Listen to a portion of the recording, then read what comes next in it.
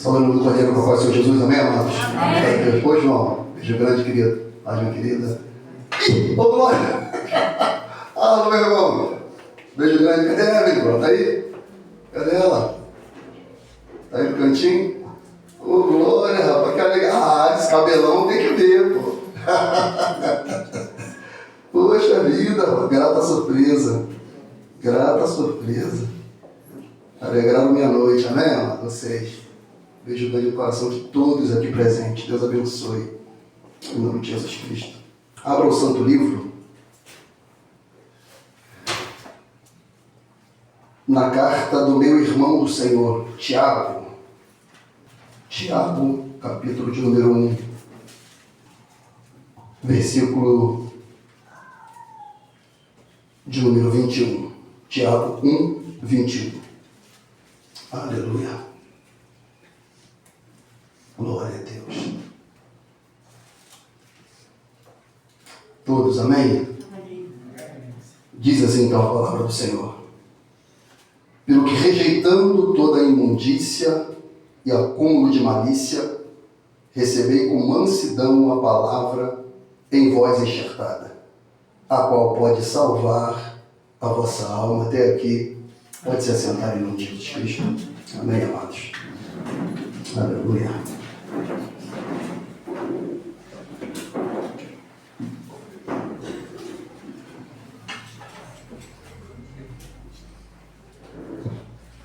Aleluia.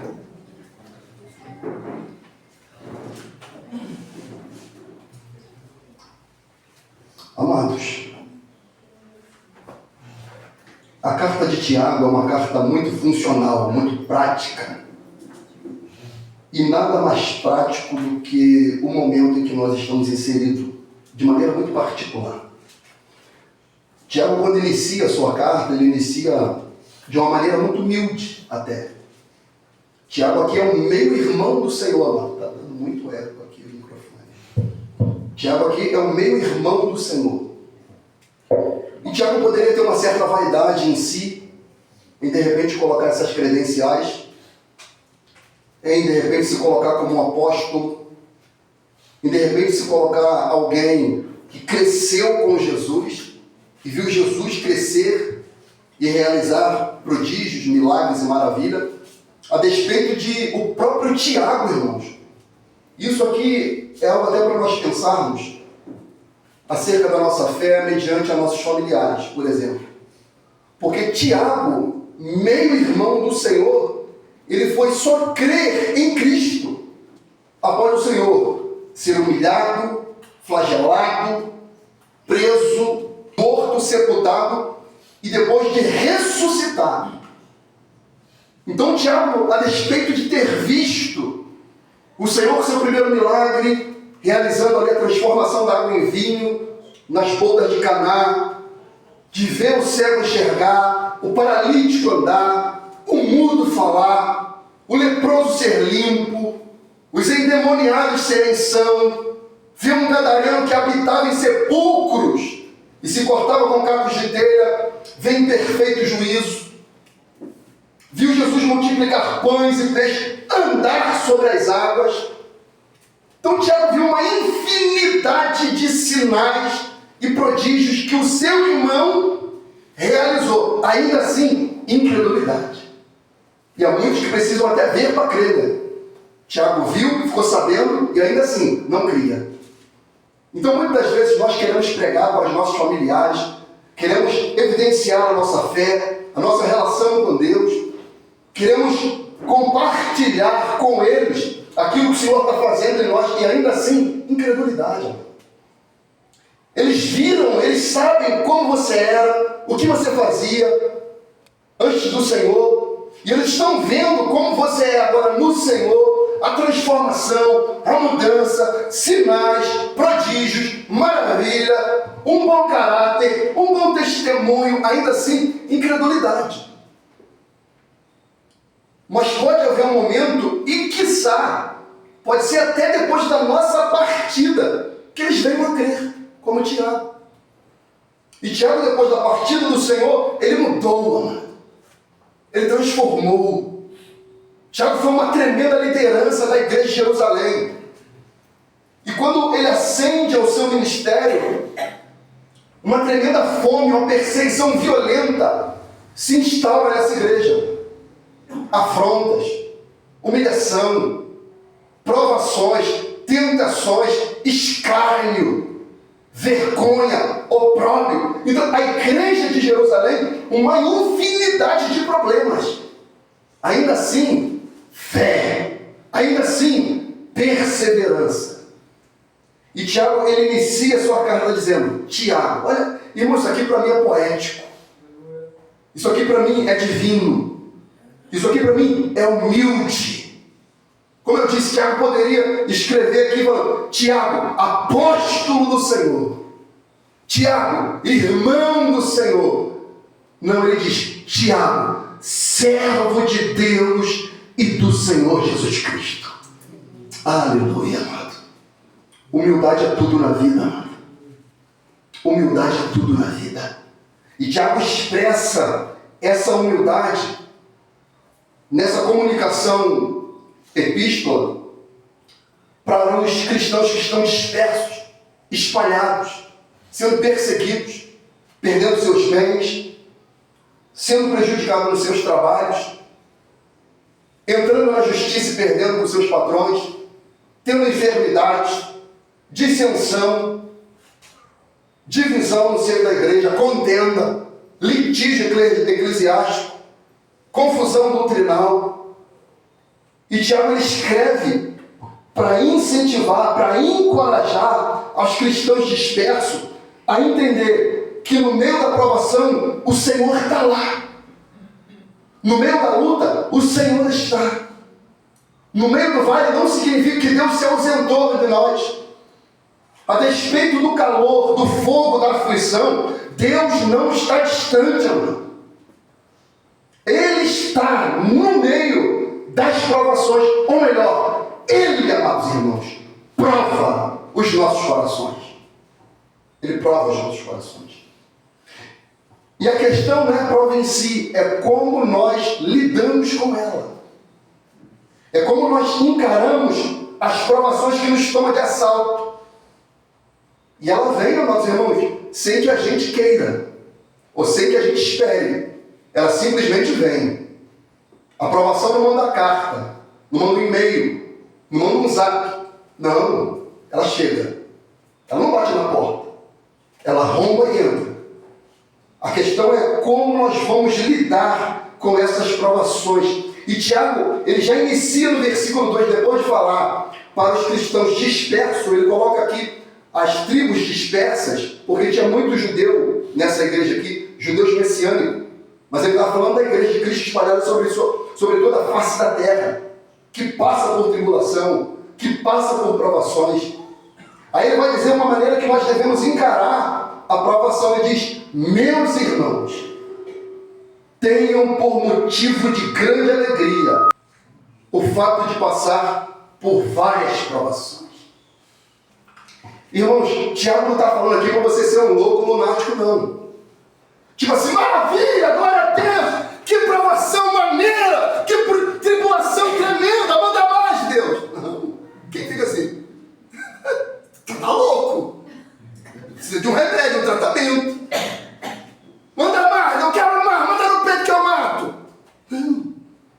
Não é para você celebrar a tribulação como você recebesse um presente. É para você encarar a tribulação entendendo que o Senhor, ou melhor, a provação, entendendo que o Senhor, Ele está provando o seu caráter. Ele está lapidando a sua moldura cristã. Então, quando eu entendo que no meio da provação o Senhor está, eu de fato vou ter uma alegria por passar por várias provações. A palavra grega aqui, várias, é poikilos, multifacetal, multicor, vários tipos de provações. E são muitas. E são muitas. As provações que nos tomam de assalto, elas são muitas. Como eu disse aqui, no período de Tiago, enfermidade, causa trabalhista, os ricos tripudiando sobre os pobres, os trabalhadores iam pedir o seu direito aos patrões, os patrões não ressarciam o direito devido, crise doutrinária, crise de liderança, ele vai tratar isso no capítulo 3, crise entre a fé e a obra, confusão doutrinária, crise no caráter cristão, que diz uma coisa, vive outra, enfermidade, por isso que ele diz lá no capítulo 5, está alguém alegre? Cante. Está alguém doente? Ore. Está alguém aflito? Ore. Chame os presbíteros da igreja, unge com óleo, que a oração da fé salvará o doente. E se houver pecados, seriam perdoados. Então era uma série, amados irmãos, de provações de todos os tipos. E não é diferente conosco, amado. Ou será que todos nós aqui estamos vivendo de fato a luz da ribalta de nossa vida? Estamos vivendo o louro da nossa existência? Estamos celebrando o fulgor do brilho de todas as nossas sonhos conquistados? Eu acredito que não, amado. Talvez a grande minoria aqui esteja vivendo assim. O ápice, o louro, a alegria plena. Certamente aqui a grande, vasta maioria esteja passando um vale, uma provação, alguma coisa que inquieta o seu coração, e de maneira congregacional, todos nós aqui estamos passando por isso. Então Tiago, ele quer de fato nos tratar e entender que ainda assim nós devemos ter por alegria passar por várias provações, porque são provações de todos os tipos. Salmo 34, 19 diz, muitas são as adversidades, na King James está assim, muitas são as adversidades do justo. São muitas. É crise financeira, é crise no trabalho, é crise conjugal, é enfermidade, é o filho que dá trabalho, é o pai que ficou perdido, é a mãe que não compreende. Quantas crises, amado, quantas provas, muitas são as adversidades do justo. Agora, quando a provação vem, a gente não deve estranhar, amado. Essa é a questão. Porque não tem nada errado com você, o motivo de você passar uma provação. Porque geralmente quando a gente passa uma provação, a gente tende a entender, eu estou pecando contra Deus. Eu transgredi a lei do Senhor. De fato, eu feri o santo mandamento. Por que eu estou passando por isso? Eu não plantei nada para colher. Por que isso me tomou de assalto? Por que a minha mulher me abandonou? Por que meu filho é rebelde assim? Por que minha filha não me escuta? Por que meu marido não me ouve? Por que ele não me acompanha? Por que ele não vem para a igreja? A igreja não faz mal a ele. A igreja não faz mal a ela. Por que ela não ouve, não escuta? Resiste, é dura. Deus, eu oro, eu jejuo, me consagro. E não acontece. Parece que o céu está fechado, não ouve as minhas orações. Senhor, me mostra o caminho. Me diz o que fazer, que eu vou fazer. Para esse meu objetivo ser alcançado. É uma prova, mano. E tem prova, quando você presta concurso público, tem prova que dura 4 horas. Tem prova que dura 3, dura 5. Mas com Deus não é concurso público não, santo. Com Deus não é 4 horas, nem 2, nem 3. Às vezes é 20 anos. Às vezes é 30 anos de prova. É um deserto. Era algo que nós poderíamos atravessar 40 dias, mas se torna 40 anos. Ou será que não? 10 anos tentando trazer a esposa. 10 anos tentando trazer o marido. 20 anos o filho distante. 20 anos o filho, a filha imergido no mundo das drogas. E está lá a mãe e o pai, buscando, se consagrando, humilhando, amando, perdoando, tentando trazer lucidez. E nada. Prova. Uma prova. Prova. Muitas são as adversidades, ou na tradução mais antiga, as aflições do justo. São muitas. Trabalha e não consegue nada. Aí ele começa a observar a vida dos ímpios. Que é inevitável, a rede social está aí. O Instagram está aí. O status está aí. Tem gente que pode ver, eu não vejo, eu não tenho esse costume, tem esse hábito. Dificilmente eu posto algo no meu status, dificilmente, muito mal no meu trabalho. No Instagram eu só sei postar muito mal e vaso. Entendeu? Mas tem gente que tem esse hábito de ver, de ficar ali olhando status, perfil, stories, né? Stories. Fica lá, o inglês ele tá afiado. Aí fica lá, stories, vendo a vida alheia.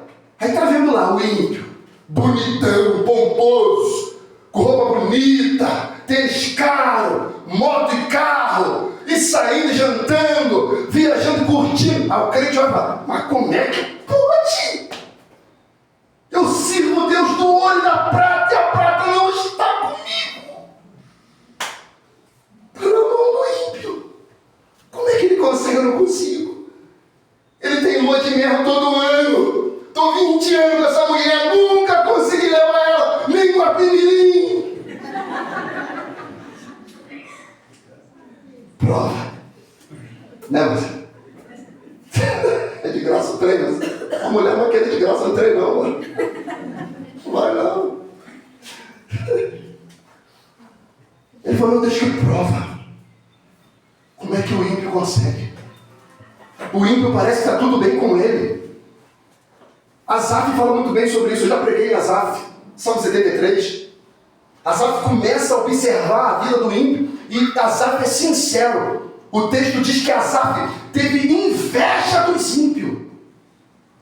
De ver que eles não têm doença, de ver que eles são ricos, de ver que eles prosperam, de ver que eles são belos, esbeltos, de ver que eles vestem a melhor roupa, são cheirosos. Asaf diz, eu tenho inveja deles. Quando o crente olha e tem inveja, não fala não, tenho não. Aí nós olhamos assim, como que eu posso servir ao Senhor?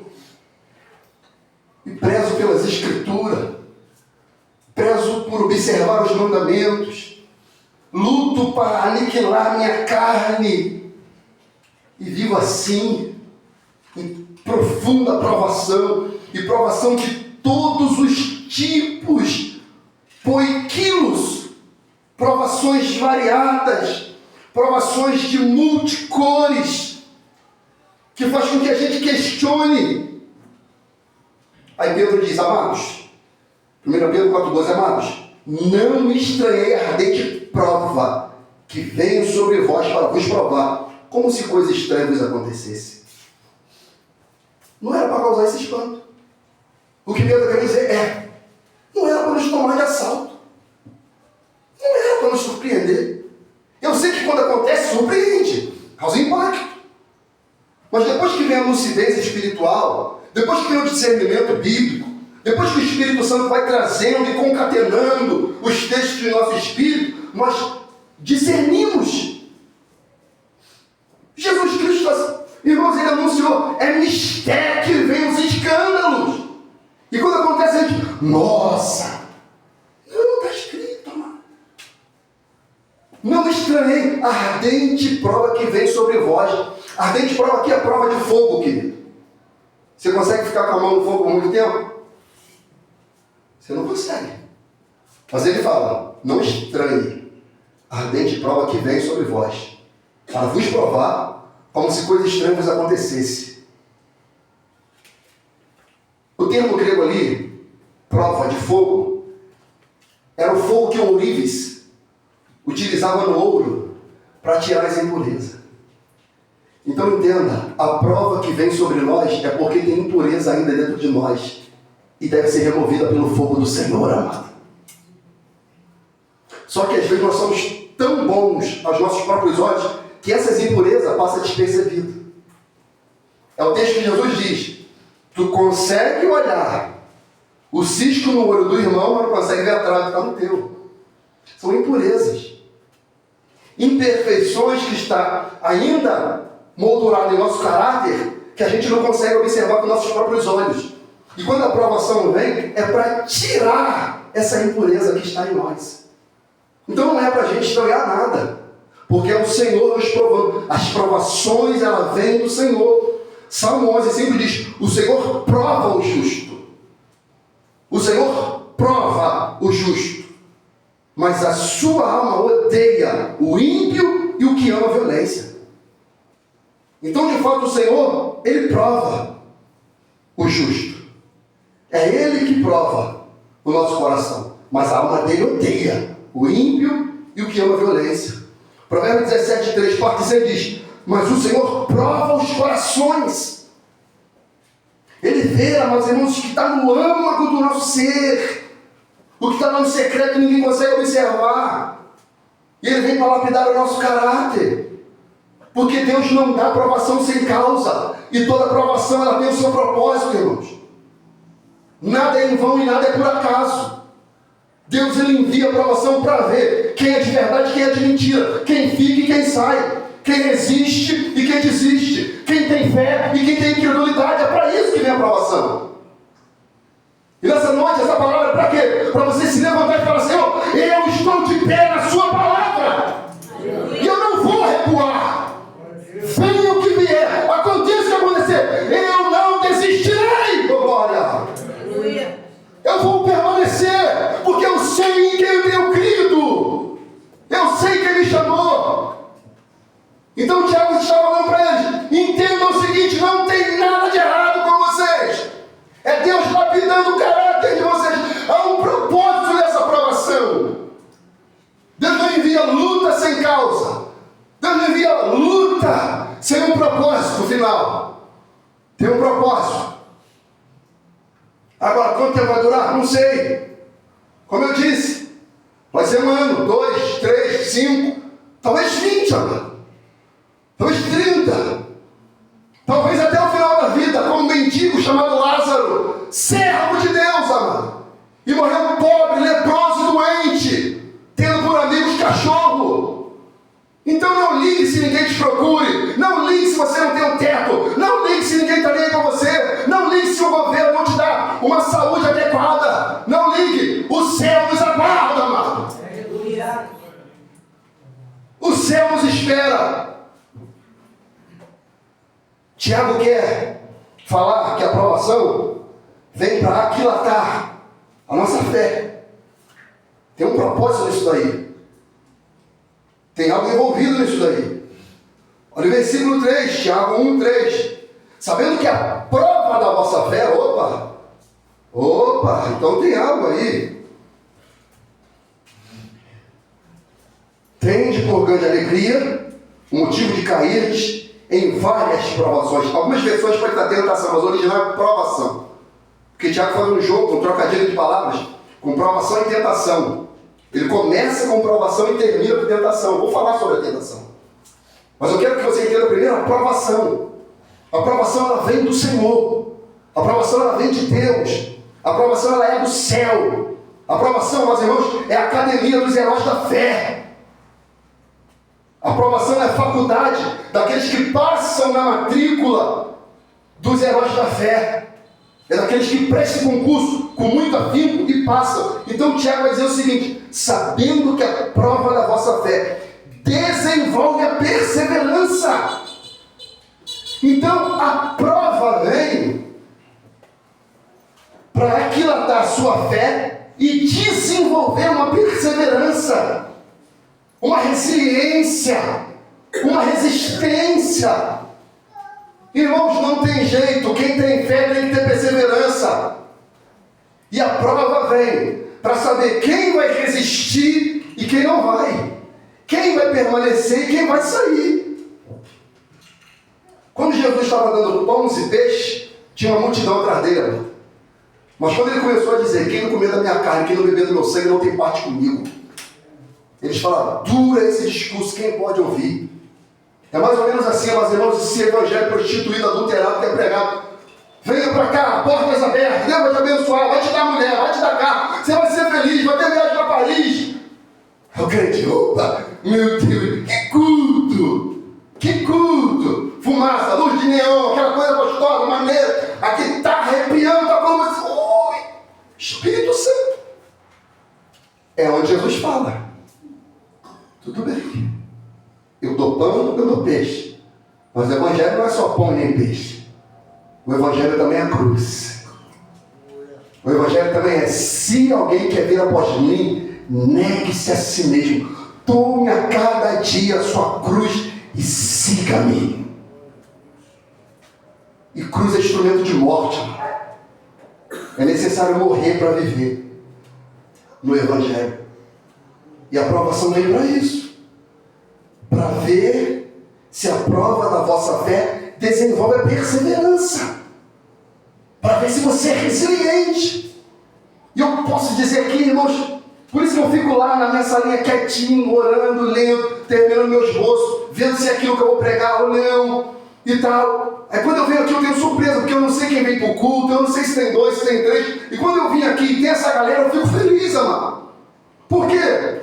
Porque eu sei que de alguma maneira as pessoas estão com fome e sede da palavra de Deus. Que independente da circunstância, querem ouvir a palavra de Deus. Ela desenvolve.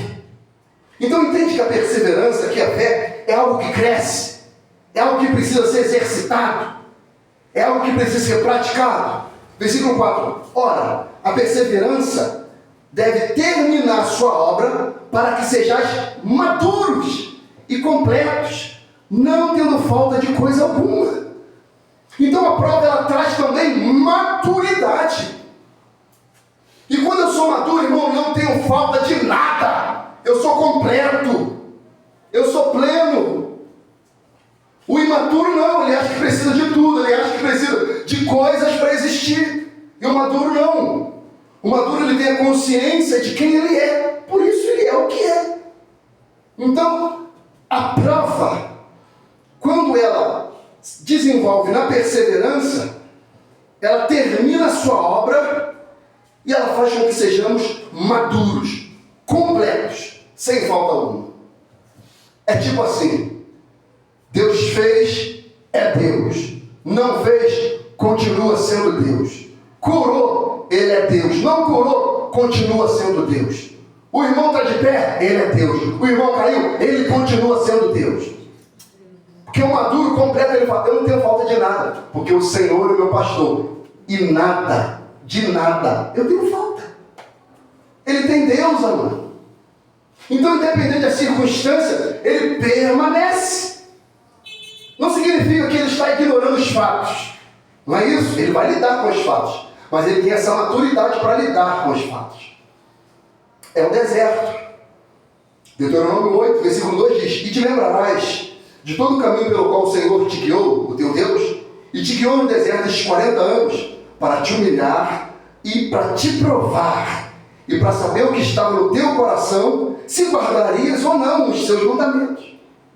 Então, quando o povo começou a peregrinar no deserto, Deus falou, eu não posso passar esse povo 40 dias rapidinho, não. Porque o coração deles não está perfeito. Eu vou deixar um ano para ver. Aí um ano, o coração não estava. 2 anos, também não estava. 3 anos, não estava. 10, não estava.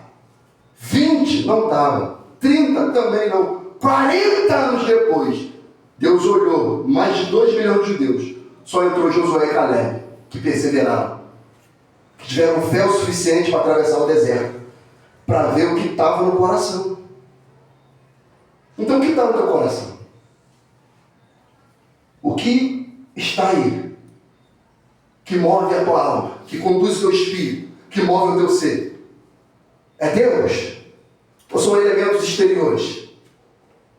Dinheiro, carro, casa, mulher, homem, marido, viagem. O que move a tua alma? O que move? Deus vai provar para ver o que está no teu coração. E o homem de fé, o homem de Deus, Tiago diz, bem-aventurado o varão que suporta a provação, porque depois de ser provado, ele receberá a coroa da vida, que o Senhor prometeu aos que o amam. Então o homem que suporta a provação depois, ele entende que depois da prova, ele receberá a coroa da vida. Então tem algo maravilhoso para nós, amado. Pastor, mas não estou vendo. Isso é fé. Fé é acreditar naquilo que não se vê, mas que se espera. Hebreus 11. Isso é fé. E eu espero esse galardão, amado.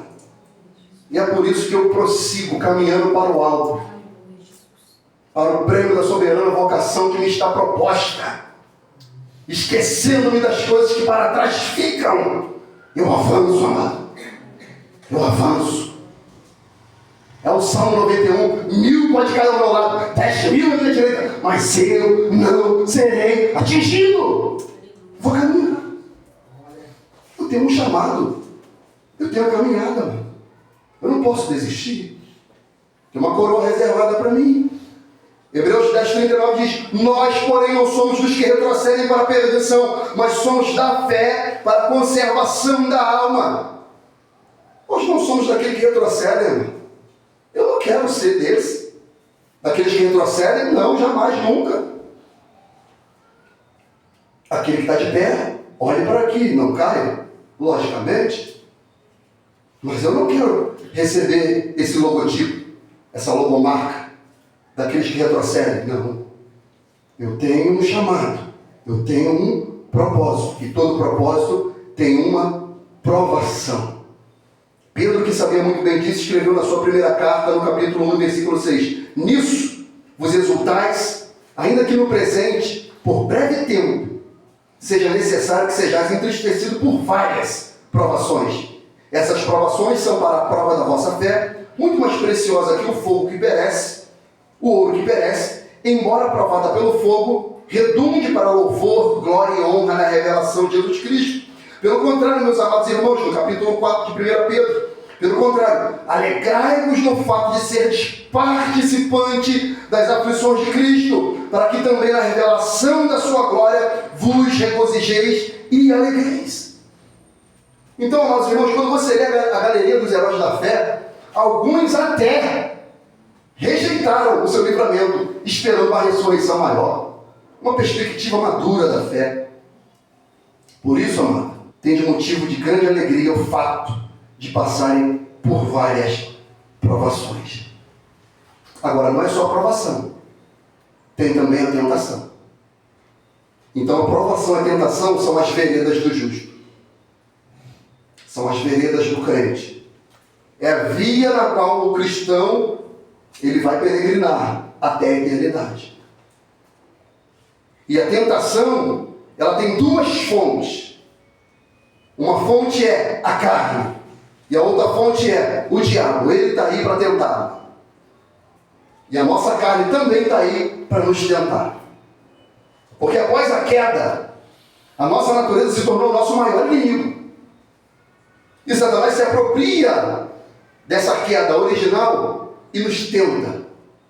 Agora, quando eu sou tentado, ninguém pode dizer, eu sou tentado por Deus. Quem diz isso comete pecado. Porque Deus não tenta ninguém, Deus prova. Tiago fala isso. Ninguém ao ser tentado diga, sou tentado por Deus. Pois Deus não pode ser tentado pelo mal e ele ninguém tenta. Agora, cada um, porém, é tentado por sua própria concupiscência. Outra tradução, cobiça. E quando esta o atrai, o seduz, e depois, havendo desejo concebido, dá luz o pecado. E o pecado sendo consumado, ele gera a morte. Então, a tentação, Tiago dá um exemplo de uma mulher grávida. Ele diz, o negócio é o seguinte, cada um é tentado e envolvido pela sua própria concupiscência. E quando você é atraído e engodado, você nutre relação com a tentação, você vai gerar um fruto. E o fruto, ele diz, é o pecado. E o pecado sendo consumado, ele gera, ele começa a crescer, a barriga começa a crescer do pecado. E quando nasce, não promove vida, promove morte. O pecado sendo consumado, ele gera a morte. Então, a nossa natureza, ela é inclinada a se sujeitar à tentação. E o diabo se aproveita disso daí. Irmãos, bota uma coisa na tua cabeça. Se ele tentou a Cristo, não vai tentar você? Se ele tentou o Messias, não vai tentar você? O texto de Lucas relata algo interessante. Lucas 4,13. E tendo o diabo acabado toda a tentação, o deixou até o momento oportuno. Ele falou, tá bom, Jesus, nessa daí tu venceu. mas eu vou voltar. Ah, eu vou voltar. Pode esperar que eu vou voltar. E ele voltou, mano. Ele voltou. Voltou a tentar Jesus por meio de Pedro. Pedro falou, tenha dó de ti, Senhor, isso não vai acontecer. Mas antes Pedro tinha falado. O que diz? Jesus perguntou, o que diz os homens, seu filho do homem? Tu és o Cristo, o Filho do Deus vivo. Aí Jesus, não foi carne nem sangue que te revelou, mas meu Pai que está no céu. Aí Jesus começa a falar, mas convém que o Filho do Homem seja entregue, humilhado, preso e morto. Pedro, quando ouve isso, a carne dele treme, ele dá lugar ali ao diabo. Senhor, tenha dó de ti, isso não vai te acontecer. Jesus, para trás de mim, Satanás. Porque não pensa nas coisas que são de Deus, mas nas coisas que são do homem. O homem é que é a carne. Então Pedro ali, por causa da sua natureza, deu lugar ao diabo. Judas, por causa do dinheiro, deu lugar ao diabo. Deixou a sua natureza vencer. Coríntios diz, 1 Coríntios 10:13 diz, não vem tentação sobre nós que não seja humana. Toda tentação, irmãos, está no campo do ser humano. Está no campo da carne. Então a tentação vem, o diabo se aproveita. Quer ver, amados irmãos, uma tentação que é brutal, pesada. E às vezes as pessoas não conseguem equilibrar isso daí ou entender. O dinheiro. Irmão, o dinheiro não tem mal nenhum no dinheiro. Quer ver uma coisa aqui? Olha só, algo polêmico, né? Para mim não é, mas enfim. Vou usar o exemplo do dinheiro e o exemplo da arma. A arma por si só mata alguém? Mata alguém, ama? Não. Mas o ser humano, equilibrado, sensato, treinado, ele tem condição de usar uma arma? Tem, ama. Porque tem a lei para amparar. Se ele cometer um crime, um delito, a lei vai puni-lo. Bom, ser humano desequilibrado, com temperamento totalmente equivocado, perturbado da mente, ele não pode nem chegar perto de uma arma. Que ele por si só já é arma. Se não tem arma, ele pega a faca, ele pega qualquer outra coisa. Mesma coisa o dinheiro, mano. Não tem mal nenhum no dinheiro. O dinheiro é bom, o dinheiro é lícito. O dinheiro promove o bem para si e para outros. Mas quando eu amo o dinheiro, opa, ele se torna um Deus. Aí está o erro. Então, quando eu amo o dinheiro, amado, a tentação vem e leva o homem à perdição. Paulo escrevendo a Timóteo, ele disse, os que querem ser ricos caem em tentação e em laços, e muitos desejos descontrolados e nocivos, os quais submergem o homem na ruína e na perdição, porque o amor ao dinheiro é a raiz de toda espécie de males. E nessa cobiça alguns se desviaram da fé e se atormentaram com muitas dores. Porque caiu em tentação e laço, por causa do amor ao dinheiro. A carne, a nossa carne grita. A nossa carne, ela quer aquilo que não é lícito. Ela quer um ilícito. Aí o Espírito Santo fala, não, você deve andar no Espírito e não na carne. Você não deve submeter a carne, sim à direção do Espírito. Por isso que Timóteo está escrito, foge dos desejos da mocidade. Porque na questão sexual, irmão, é fugir. Não é orar nem passar colírio nos olhos, muito menos creme na mão. É fugir. É o que a Bíblia diz. José, o que ele fez? Fugiu. Timóteo está orientando o quê? Paulo está orientando o quê para Timóteo? Foge também do desejo da mocidade. Segue a justiça, a fé, o amor e a paz. Com o coração puro invocam o Senhor. Então é fugir. Porque a tentação ela vai bater na porta. Satanás ele vai bater na porta. Ele vai tentar você. Vai ter um dia que você vai vencer. Ele vai falar, você venceu essa, mas eu vou voltar. Eu vou voltar. E entrando no texto, no qual eu vou pregar nessa noite, porque eu não preguei ainda, foi só a introdução. Pregar eu vou fazer agora. Pelo que rejeitando toda imundícia. E aqui é comigo e é contigo, amado. Pelo que rejeitando toda imundícia. Lembra da prova? Mais refinada pelo fogo, o ouro. Nós somos, o Senhor está, olha só o exemplo que Deus está fazendo. Ele está nos equiparando, olha aí esse pretinho da lagoa, lá do Morro do Sabão, gente. E Deus me equiparando uma pepita de ouro.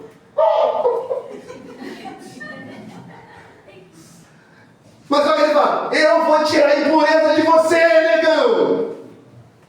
Eu vou te queimar pelo fogo da prova. Eu vou te lapidar. Porque nós somos tendenciosos a despeito da fé, achar que somos, amados irmãos, aquela música, né, do nosso irmão Anderson Freire, você é o espelho, vou cantar de graça. Né? É o olho de um filho, é o olho de um filho. É sim, mas vai vir fogo em você, amado. É o olho de um filho, mas vai vir fogo em você. Porque todo ouro tem impureza. E para ser um ouro de um filho, tem que ter fogo.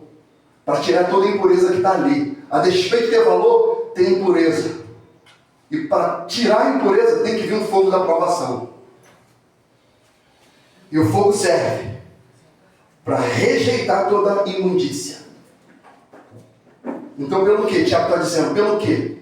Depois de tudo isso que você ouviu, da provação, da tentação, faz o seguinte: rejeita toda a imundícia que vem ou que está na tua vida. E aí eu te pergunto, o que de repente pode ser uma imundícia na sua vida? Na minha eu sei. Na sua é você que sabe. Às vezes a imundícia, amado, é tão imperceptível que ela fica malocadinha ali, o jargão carioca, né? Bem malocadinha, quietinha. Aqui, ó. Vocês estão vendo esse fogo aqui. Aos olhos de vocês, na lateral, ele está branquinho. Mas ele está cheio de impureza aqui. Tem uma manchinha que vocês não estão vendo aqui, vermelha, no branco. Vermelho, vocês estão conseguindo ver aqui? Dá para ver, não dá? Tem um insetozinho aqui, ó. Tá vendo? Olha lá, ele voou lá. Tá vendo?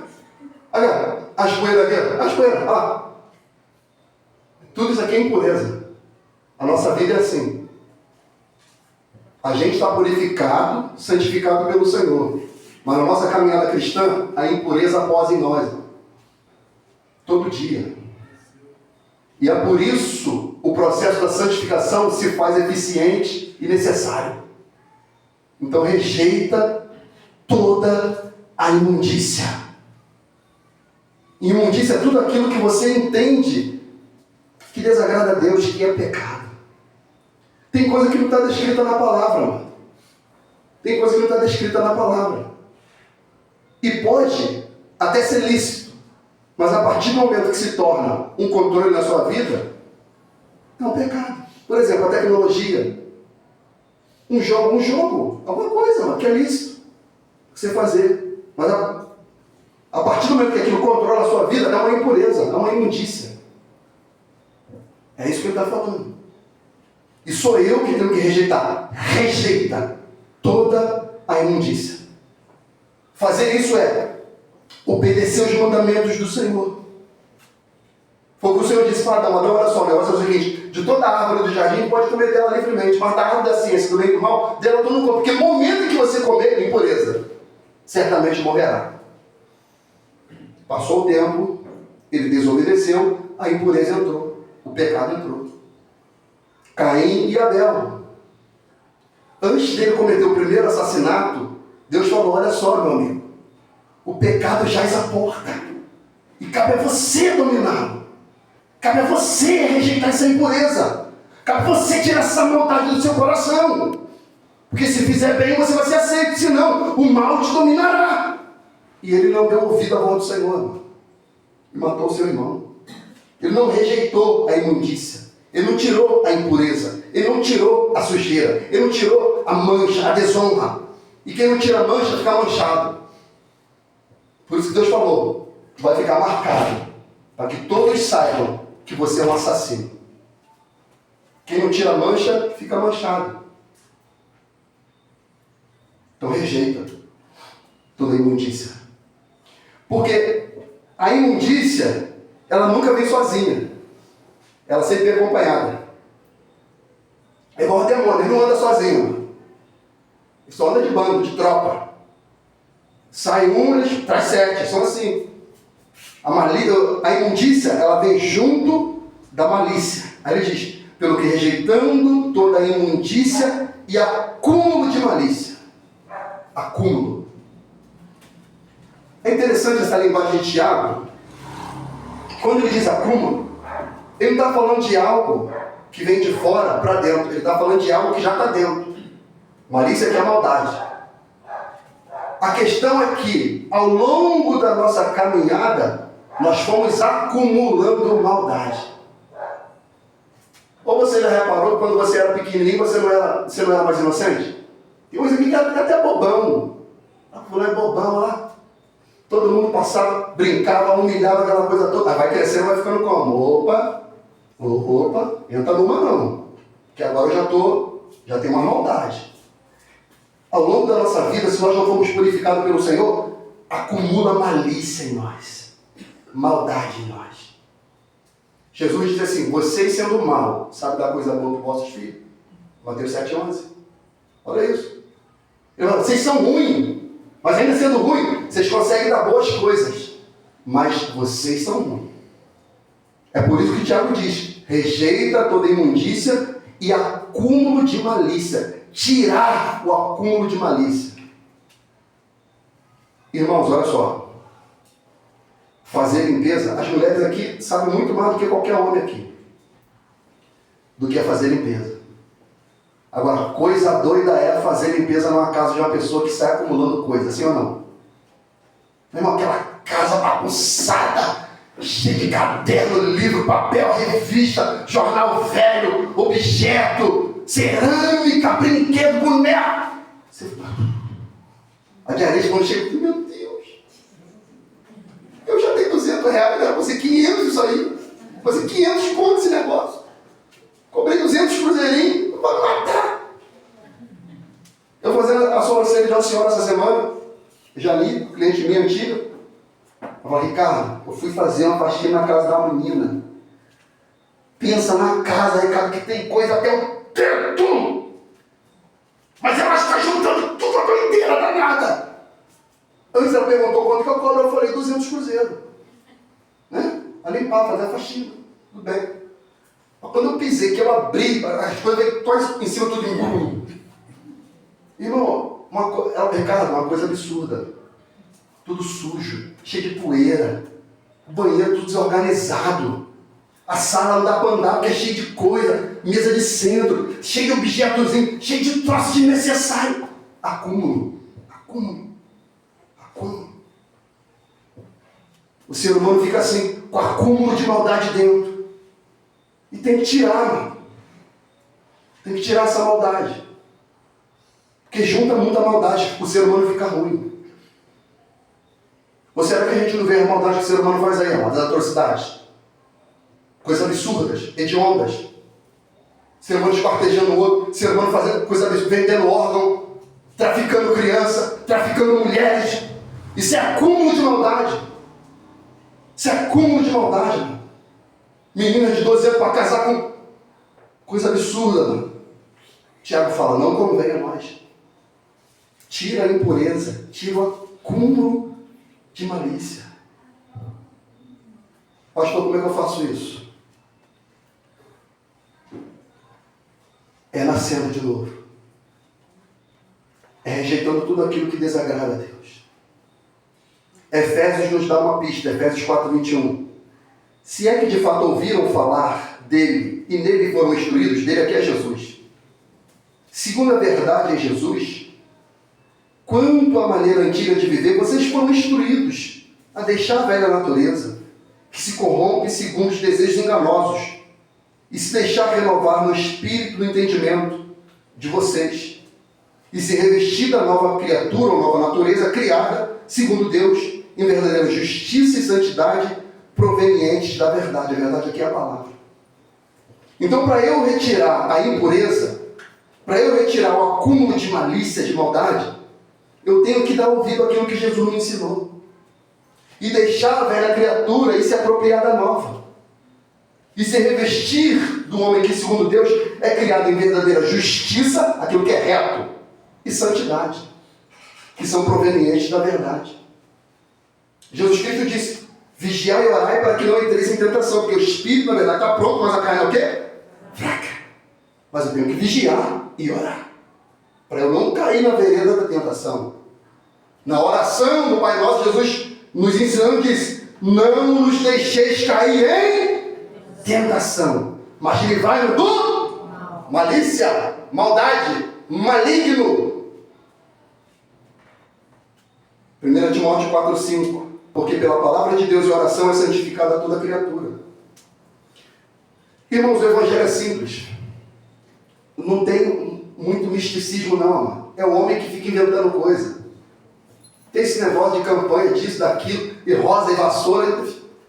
Não tem nada a ver oração e palavra, e obediência, e amor, e perdão, generosidade, humildade, fé, mansidão, domínio próprio. Isso é o evangelho, amado. Isso é o evangelho. Ah, é impossível um jovem hoje se manter íntegro. Segundo a palavra, é possível, mano. Como purificará o jovem o seu caminho? Seu caminho aqui é a sua vida. Como o jovem vai ser puro nessa geração? A palavra revela. Observando conforme a tua palavra. Escondi a tua palavra no meu coração para não pecar contra ti. Um jovem obediente à palavra não peca, mano. É como Daniel, é como Estevão, é como Davi, é como Sadraque, Mesaque, Abednego. Vai ser oração e palavra. Doutor Agenor, por favor, me acompanhe.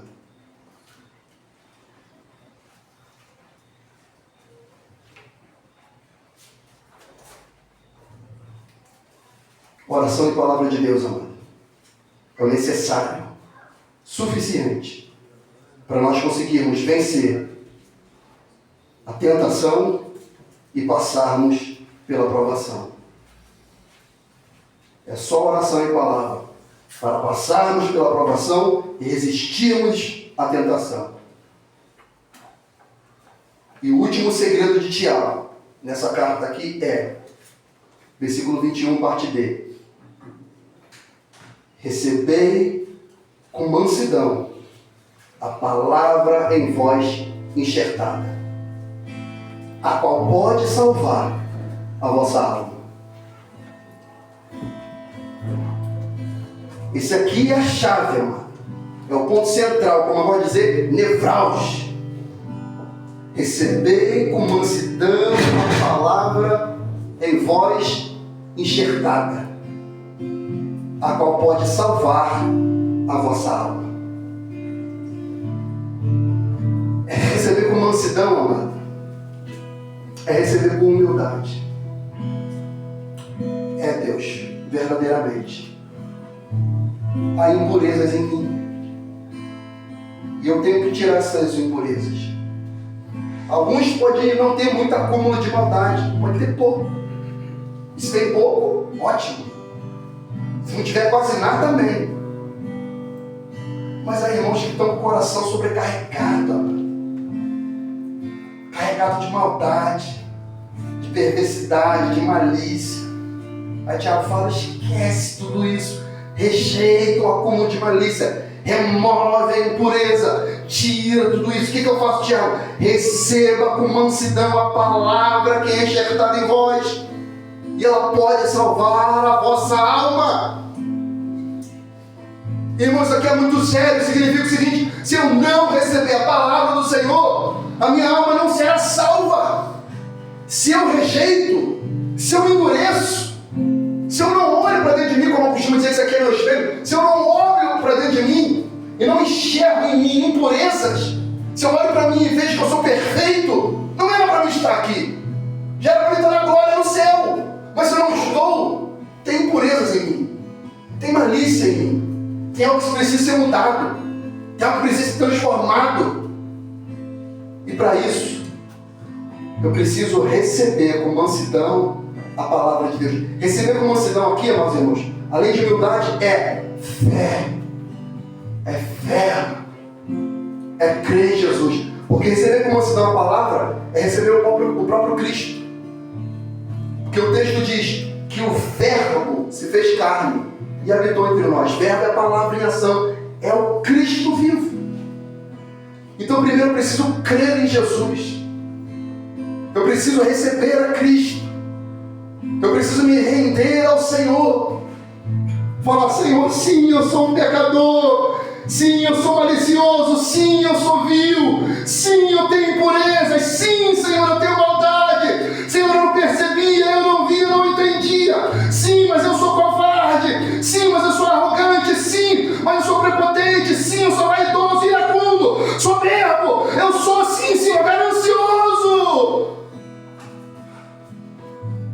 hoje eu me arrependo de tudo isso. Eu rejeito todo esse mal. Eu não quero mais ser dessa maneira. Se essa maneira desagrada o teu coração, eu não quero fazer. Eu me arrependo. Eu me arrependo, Senhor. Me arrependo. Me arrependo. Me arrependo, Deus. Me envergonho do homem abominável que eu fui. Receber com mansidão é receber a Cristo, amado. É se arrepender dos seus maus pecados. Romanos 10:10 diz: visto com o coração se crê para a justiça, com a boca se faz confissão para a salvação. Receber com mansidão, amado, a palavra. Por isso que ele utiliza esse aqui no grego é dentro.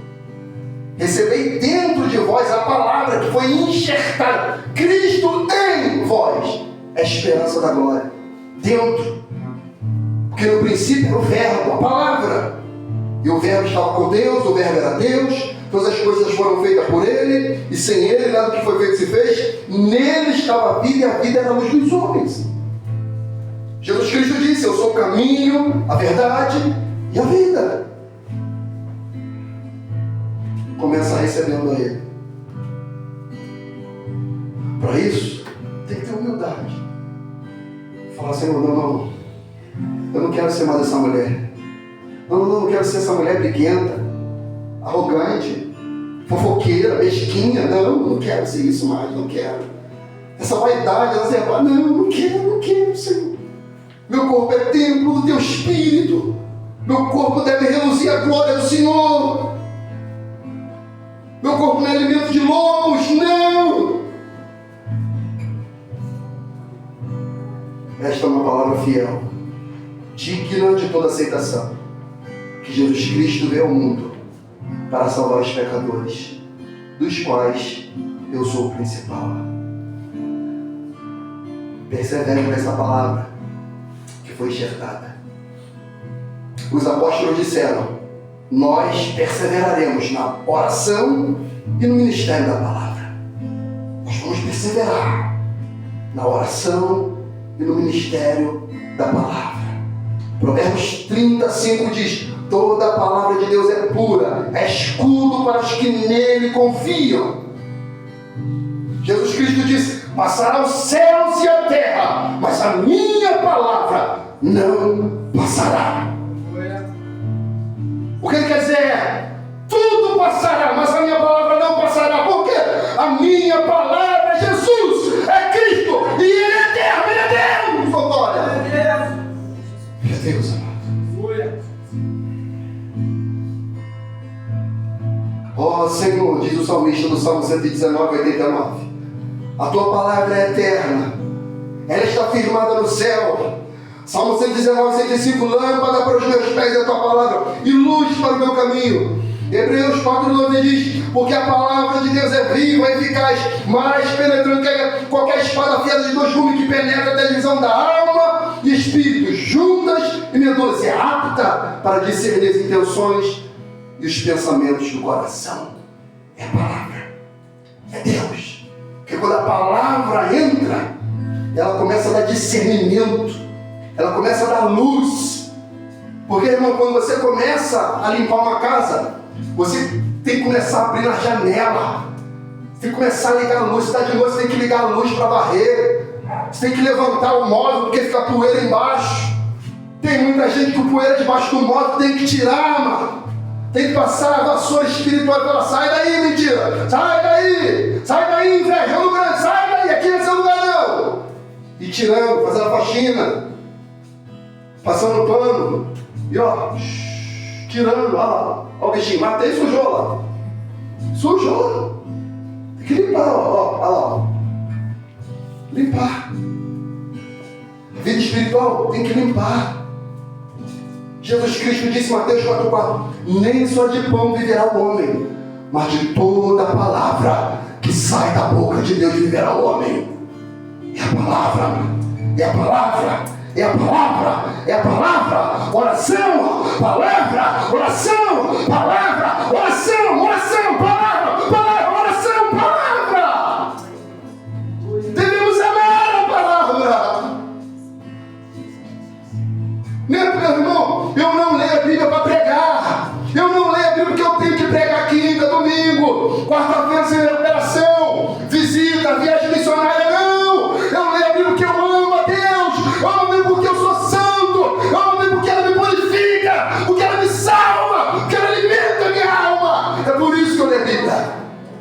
no final de tudo eu prego.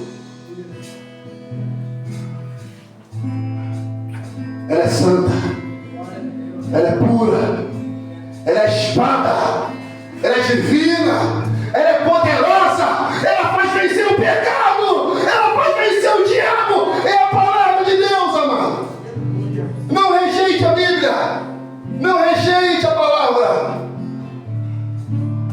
Jeremias 23, 29, ele disse: não é minha palavra fogo, diz o Senhor, mas como um martelo que esmiuça a penha, como um martelo que explode a rocha que é o coração duro. Ele está falando, meu irmão, se você deixar a palavra de Deus entrar, não adianta, ela vai explodir o teu coração, vai tirar o coração de pedra, vai dar o coração de carne, vai transformar a sua vida.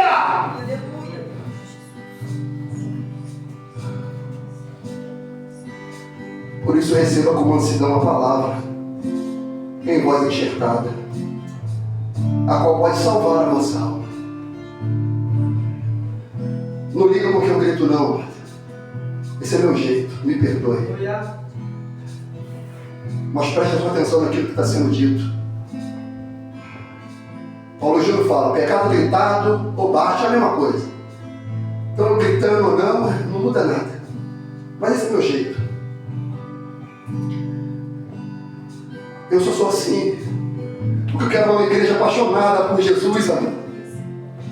Eu quero formar crentes apaixonados por Cristo, que amam a Cristo, que amam a palavra de Cristo, que querem obedecer a Cristo, que estão prontos para serem entregues na fornalha e glorificar o nome do Senhor. Jeremias 15, 16, olha o que o profeta fala: achando eu as tuas palavras, logo as comi, e elas foram deleite e alegria ao meu coração, pois do teu nome se chama, ó Senhor Deus dos exércitos. Quando eu achei as tuas palavras, eu logo as comi. Como ele está querendo dizer o seguinte: Senhor, eu estava com fome, a minha alma estava com fome, eu me alimentava do mundo, do pecado, Senhor. Mas quando eu deixei tudo isso, a imundícia, a impureza, a lascívia, a maldade, Deus, encontrei a tua palavra, eu a comi. Ele está falando, sabe o quê? Quando você se converteu, você lia a Bíblia a fio, 1, 2, 3, 4 versículos, capítulos, e você lia, você se deleitava, e você queria pregações densas, longas, pregações de 1 hora, 1h30, 2 horas, não, amado. Agora alguns, amados, vem Game of Thrones, uma série longuíssima, mas não consegue orar nem 15 minutos, nem 5 minutos. Mas quando se converteu não era assim. Queria estar nas vigílias, queria estar na reunião de oração. Meu irmão queria ler a Bíblia, fazia um desafio consigo mesmo. Falava, não, eu vou ler pelo menos 3 capítulos, eu vou ler pelo menos 2, eu vou ler pelo menos 1. Não. Por que você largou esse primeiro amor? Irmão, entenda, eu não estou falando de quantidade, eu estou querendo te falar de qualidade. É qualidade de tempo. É fazer porque ama. É como aquela mulher que foi presa na cortina de ferro e ficou lá. Pode bater, mas vem comigo, mas pode bater. É aquela mulher presa lá na cortina de ferro. E quando os missionários chegaram lá, conseguiram infiltrar a palavra de Deus lá. E aquela mulher, quando ela recebeu a Bíblia, ela não tinha abandonado o Senhor, não, ficou presa, foi humilhada, acredita, mas ela não negou o Senhor, não abandonou a fé. E quando ela recebeu a Bíblia, ela falou: é minha, essa Bíblia é minha, eu amo a palavra, é minha. E aquela mulher lia aquela Bíblia com tanto amor, com tanta devoção, com tanto afinco, amado, e se alimentou. O governo russo devastou inúmeros cristãos, amado. Tem um caso de uma mulher, uma família, em que o governo russo cercou a casa dela, não deixou eles comprar nada, comida, água, cortou a luz, o frio veio com uma violência terrível, e o pai foi cobrindo os filhos. Eles foram se alimentando de tudo que tinha dentro da casa. Por fim, eles estavam se alimentando de pedaços de couro, de bota, comendo. E foi morrendo todo mundo, amado. Morrendo as crianças. Foi o primeiro pai, porque ele foi tirando tudo que ele tinha para colocar na família. Os filhos, a esposa. Ele foi morrendo. E o governo russo falando no alto-falante: nega Cristo! Nega Cristo! Vocês terão comida e bebida! E vocês terão fogo para aquecer! E ele: não. Morreremos, mas não negaremos. O marido morreu. As crianças morreram. Quando o governo russo entrou, aquela mulher estava ali, magra, esquelética, anêmica, batendo as mãos. E o governo russo falou: por que você não nega? Sua família está toda morrendo, sua família já morreu, seu marido, seus filhos. Ela falou: eu sei onde eles estão, e eu já estou indo para lá, mas eu não levo meu Salvador. E ela fechou os olhos, amado, e dormiu no Senhor. Aí quando eles foram ver, eles tinham comido tudo que estava lá, mas a Bíblia estava lá aberta. E não tinha poeira nela não. Enquanto eles estavam passando esse vale, eles estavam se alimentando da palavra. Da palavra. Da palavra. Então receba como mansidão a palavra que em vós é enxertada, a qual pode salvar a vossa alma. E o versículo 22 é a chave. Uma coisa é receber, outra coisa é viver.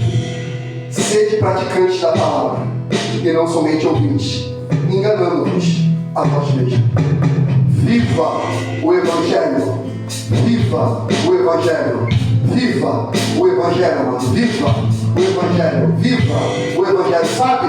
Viva! Viva! Viva o Evangelho! Deus já está cansado de letra, Deus já está cansado de discurso, Deus já está cansado de gente que diz, que fala, que prega e que faz acontecer. Não! Deus quer pessoas que vivam a palavra dele! É isso que ele quer! Pessoas que são tementes, obedientes, que têm o seu caráter transformado. Receba a multidão. A palavra que em vós é enxertada. Fique de pé comigo se você pode. Eu não te aleluia. Grupo de louvor, por gentileza, amados.